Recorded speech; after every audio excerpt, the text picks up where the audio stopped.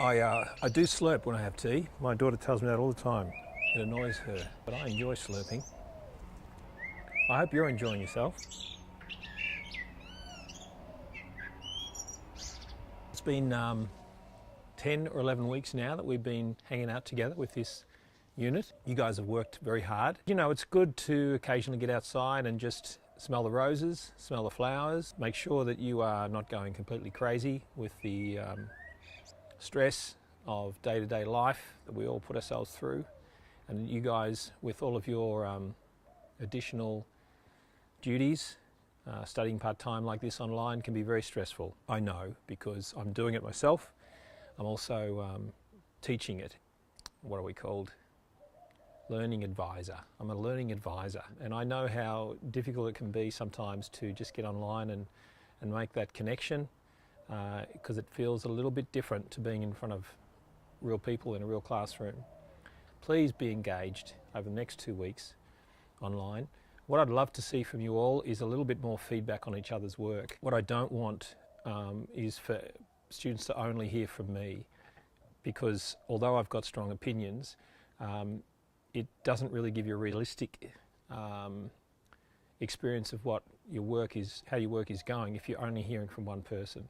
So please give each other feedback. Take the time, especially over the next 2 weeks when we'll be looking more closely at the design process journals and also the refinement of your posters, your information sheets. Please take some time to comment on each other's work and be really constructive. Be specific and be constructive. Forgive me if at times I've been a little bit blunt with my feedback. I know it takes time to soften and be clear, and sometimes I prioritise being clear and I don't prioritise enough time to softening that clarity. And I want you all to do really well. I want you to learn as much as possible. A couple of things, the deadline's coming up close. There's two aspects to the deadline. The first aspect is the printed information sheet. You must print it out at A1 and post it to me. You also then have to upload a high quality PDF of the same information sheet, and you also have to upload your 20-page design process document. You can go up to 24 pages if you wish, because you might wish to add a contents page and a new back and front cover, etc. This is an information sheet that you're designing. Although I've asked you for the 3 specific content areas, you might need to add to that in order to make your information sheets really valuable. For example, if you have a photograph, if you have an image, you must, I believe, caption that image. You must add a small amount of text near that image which entices me to want to read further and which explains something about that image. For example, if it's an image of a typesetter, perhaps you would say the linotype or photo typesetter device was popular for 27 years or 30 years or something like this, and really came into its power in the mid-80s, something like that. It's like a snippet from inside your body text that you're using to entice me to read on. If you think about it, when you pick up a magazine, you probably look at the photos and the headlines first or second.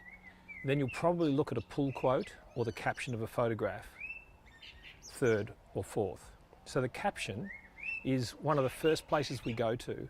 It helps us decide whether or not we will read further. Pulls me in, pulls the reader into your poster, visually and with information.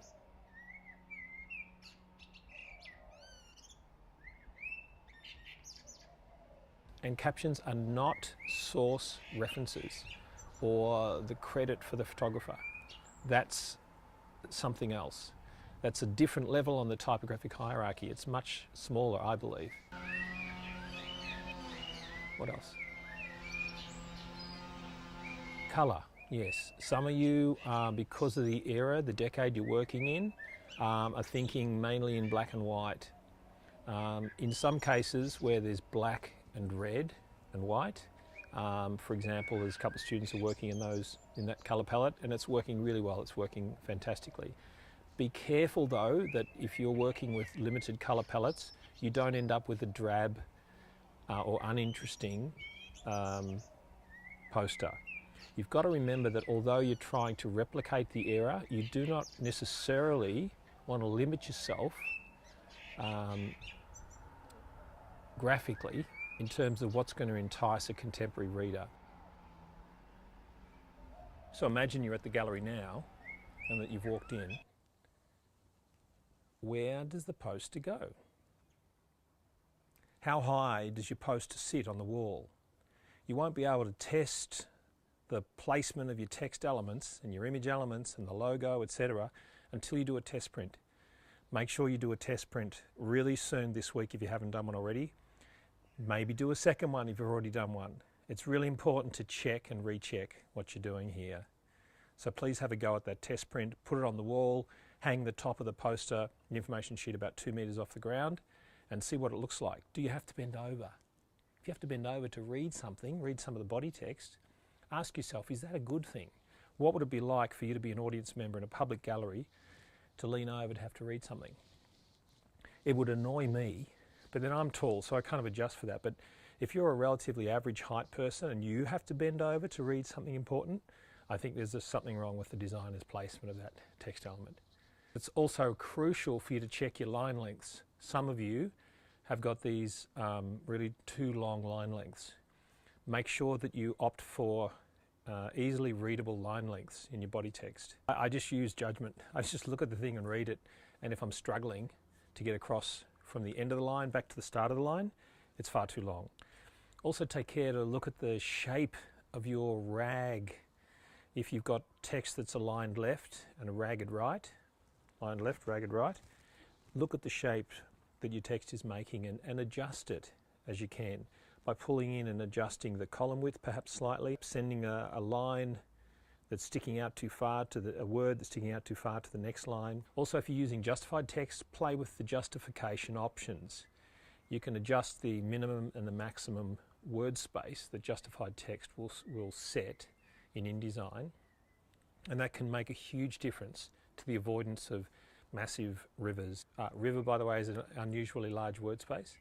You want to get rid of those, so do whatever you can to get rid of those. The preset is really quite good, so be careful, don't play with it too much.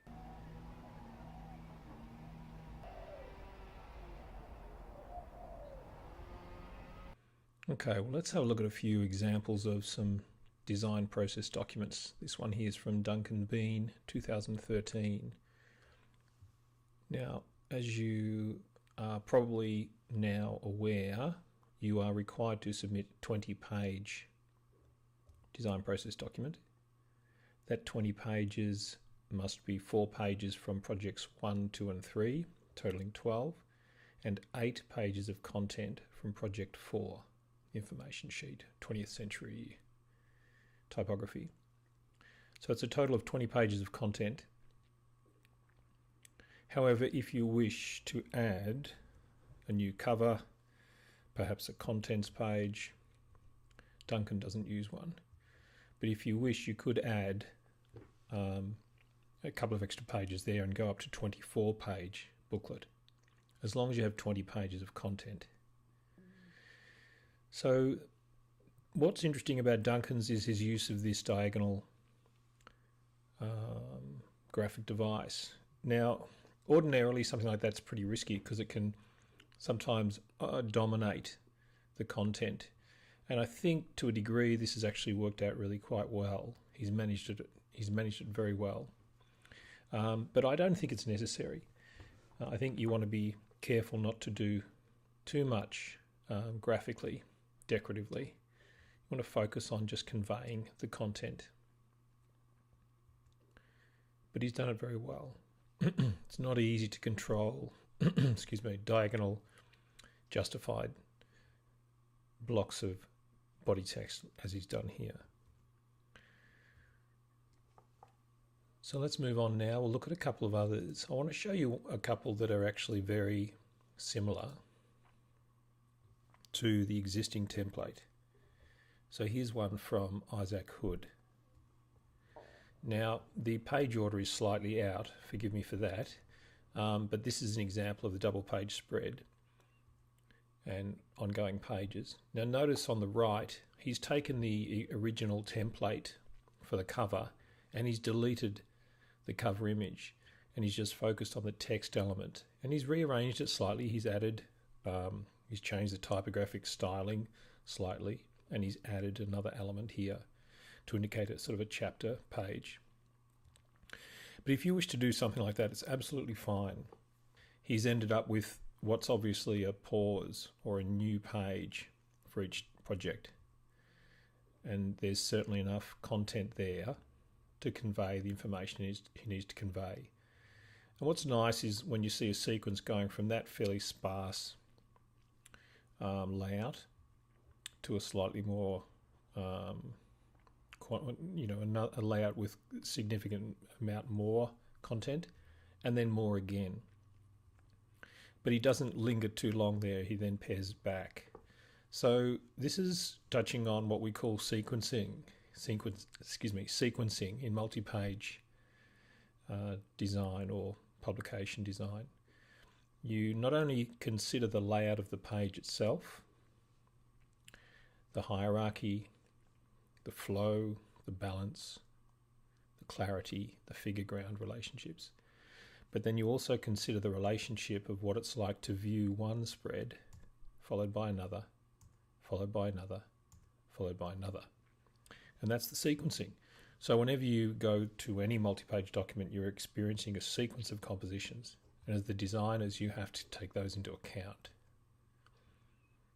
And generally, the grid, if you are consistent with your use of the grid, consistent with your typographic styling for headings and body text, then you can afford to change what happens from spread to spread in terms of the composition, because there'll be a consistency in the grid and the styling enough to hold our attention and to make us realize this is the same document, this is the same communication that I'm looking at.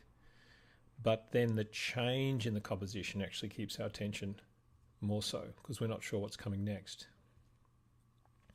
So a couple of things here. This is the same grid and the same margins as is described in the original template. However, Isaac has changed the styling for the body text, and he's changed the styling for the headings. He's increased the size of his heading, he's set it in a particular color, and he's set it in a sans serif font. I want to show you though I believe it's Timothy's. Yeah. So Timothy here, that's his cover, and here's his first double page spread. And what's interesting here is he's using virtually exactly the same template. He's just placed it. He's just stitched them all together. The only difference I can see internally is that I think he's enlarged his body text point size a little bit, but he's used the same typeface. So here's an example where a student's pretty well stitched their 4 DPDs together. So you do not need to come up with anything fancy or new in terms of design for the final DPD. It just needs to function well. The template we've designed actually functions very well if you use it properly. One of the issues some of you have found is in trying to set the existing paragraph style for the, let's call it the subheadings. You're finding that it's, and I'm giving you feedback saying I can't see the heading, it's getting lost. That's because often there's been too much, not enough space given to not enough space surrounding the subheadings. Or perhaps there's been other typographic elements set really quite closely to those subheadings, and those other typographic elements have had a higher point size of perhaps text elements, and we're drawn to them. So it's confusing. So the point is you can stick with the existing template if you wish, and just adjust it as required. So this is a really solid and really nicely controlled composition and sequencing. This is a little bit busy in my opinion. A little bit, could have had some space left between each iteration there, but Also, I'm not sure of the value of showing all 8 of them. It's a little bit hard to follow. But generally speaking, I think Timothy did an excellent job on that. Timothy was around in 2013, I believe, maybe 14. Now here's another example, Sophie Weimer, and she did a really nice job as well. And she has introduced a new graphic device throughout. You can see it's this bees kind of hexagonal, beehive kind of shape, hexagonal shape. And at first when she introduced it, I thought, oh, this is going to be too much, but actually what she did was just about right. She managed to use it, but in a way that wasn't overwhelming and didn't sort of dominate the content. And it picks up nicely when she has the opening of a new section, and you can see that it links back to the contents page where she had, you know, part 4, part 3, part 2, part 1, etc. So it's a nice, let's go back to where we were. It's the opening of part 4, project 4. It's a nice way to show something a little bit unique. It's not completely precise here and there. There's some errors with it, but I think it's a really lovely attempt. Here's her opening section, opening double page spread about the project 4. Going on to inspiration. More inspiration. And then the development of her actual poster. And of course she showed her final poster here on the first double page spread. So that's a good indication of what you might want to try. Okay, now we're going to look at something that is definitely a redesign of the design process, document, template. For all intents and purposes, when you look through this one, there's the front cover. Student's name is Yu Sun. I think 2014, maybe 2015. Very striking, graphically interesting, typographically weighted cover. Table of contents, lovely. And then look at that, there's this warm background color that Yu Sun has used throughout, and it's really appealing. It really sets a lovely tone. But wait, she doesn't use it everywhere. She breaks from it occasionally on the chapter opening pages, and then she breaks from it again here and there, which is nice. You know, it doesn't get overdone. So I'll go back to the start again. Front cover, contents, first double page spread, introducing project 1, and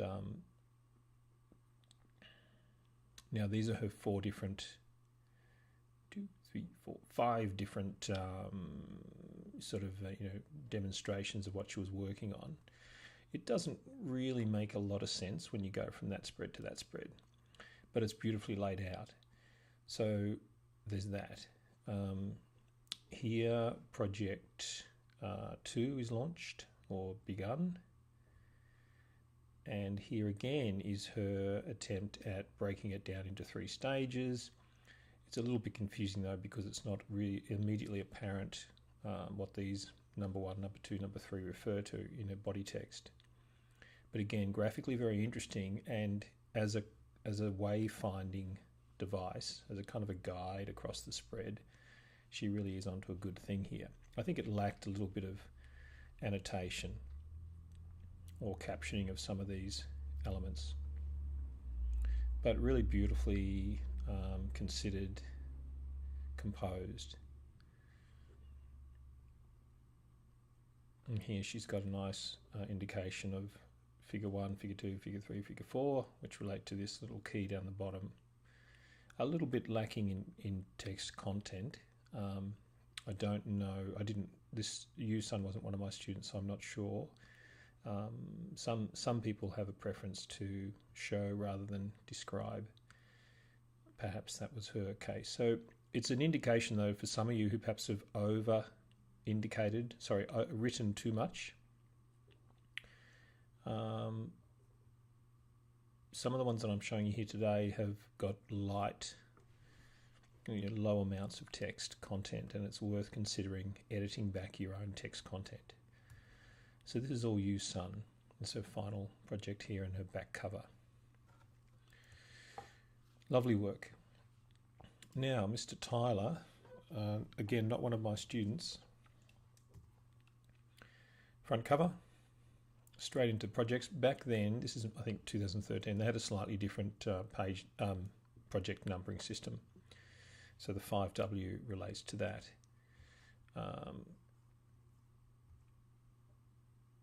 But you're just looking in terms of composition and layout. It's the existing grid and margin from the template we provide you, but he has obviously changed the typographic styling for body text, captions. He's introduced this other larger heading type styling, and he's introduced these horizontal rules and this underline of a kind of a pull quote idea here. Now, I think he's done this really well. I think the typographic hierarchy that he's designed and set for himself is working really well. There's heaps of distinction between each. Typographic hierarchy is important to be clearly different one from another. It's very obvious that this pull quote is not body text. It's very obvious that this sort of section divider is not the main heading. And it's very obvious that this tiny little, perhaps it's a folio or page number system almost, is not body text also. So what you want to aim for if you are going to reset your paragraph styles is contrast between each typographic styling. And the consistent use is lovely. You know, you going from spread to spread, and the top left-hand corner is virtually not changing one dot. And that's providing us as viewers a stable point of view for each spread. And we love that. And yet it's also, the compositions are also varying in an interesting way. And we love that as well. We're funny. So here, you know, lovely, really nice compositions. So he's using this space in the top left to give a general introductory description or annotation of what's going on in that page. His heading is really clear, work in progress. Oh, this is his work in progress. Proposal and topic content. Oh, I see, this is his proposal. Project 3, right. Now I know what I'm looking at. Make sure you have headings for each page so that you tell me what I'm looking at. Don't make me read 9-point body text in order to understand what you're showing me. You'll turn me off, and I don't mean just me. You know, you've got to be clear as designers. You've got to indicate at each step of the way what it is that you want me as the viewer to do. If you want me to keep reading, you better make it interesting, and you better tell me where I am and tell me where to go next. All of these things are done by the layout, by the hierarchy, by the use of negative space, by the use of colour, by the use of typographic styling and grid.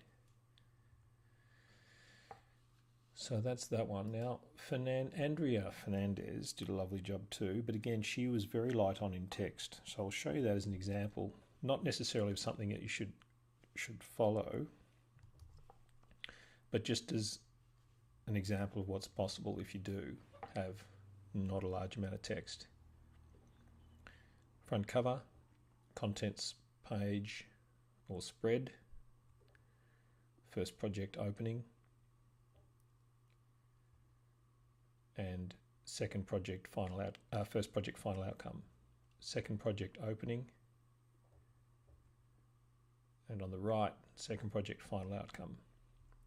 Third project opening. See, not much text, just a little bit down here. I think she needed some more captions on each of these. I think she's lacking, you know, here, see that little caption, the original document? Oh, great, I get it. And here, the basic framework of the reconstructed soul. Excellent. See what a caption does. Captions are wonderful. Look at that. I know what I'm looking at now. That's what a caption is, guys. It's pretty simple. Okay, and then Project 3, double page spread.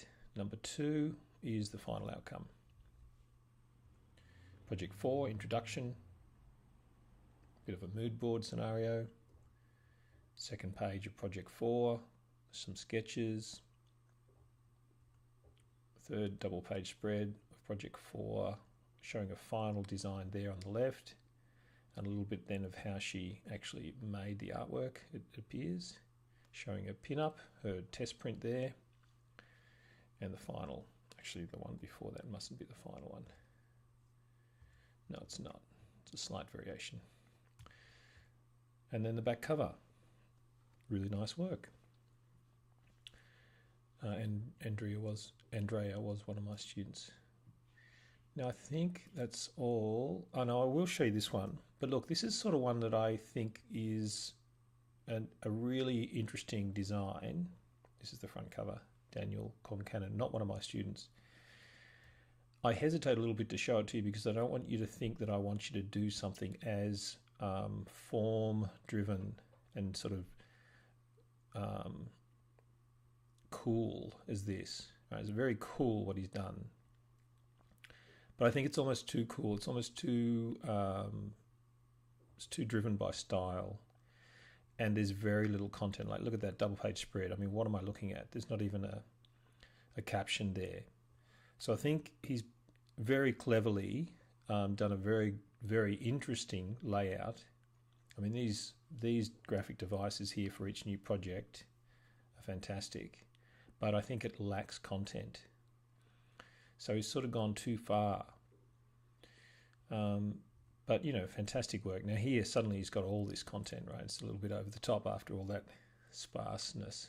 But